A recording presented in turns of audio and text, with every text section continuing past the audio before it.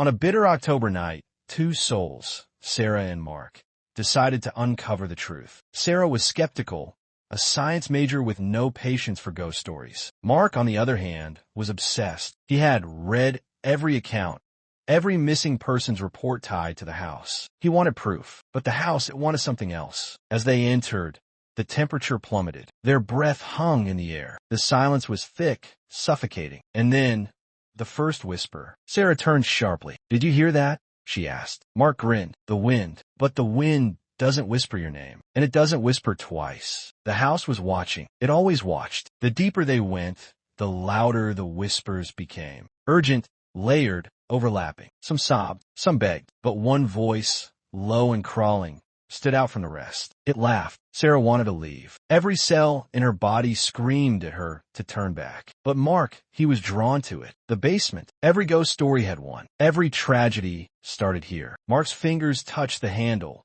and then the whispers stopped. Silence. Thick, unnatural, the kind that fills a grave. Sarah took a step back. "Mark, I don't think we should."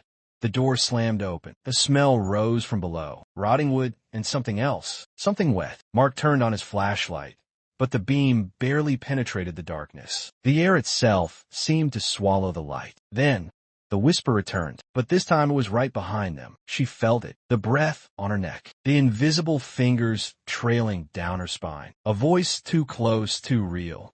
"Stay." The walls weren't just whispering anymore. They were breathing, pulsing. The wood stretched and bent like muscle, like flesh. And then they opened. A gaping, yawning mouth of splintered wood and rotted teeth. A maw hungry for more. Sarah screamed. Mark reached for her, but the floor collapsed. When Sarah opened her eyes, she was alone. The basement was gone. Mark was gone. Only the walls remained, whispering, laughing, watching. The next morning, the house stood as it always had, silent, waiting. Mark was never found. His name was added to the list of those the house had taken. And Sarah?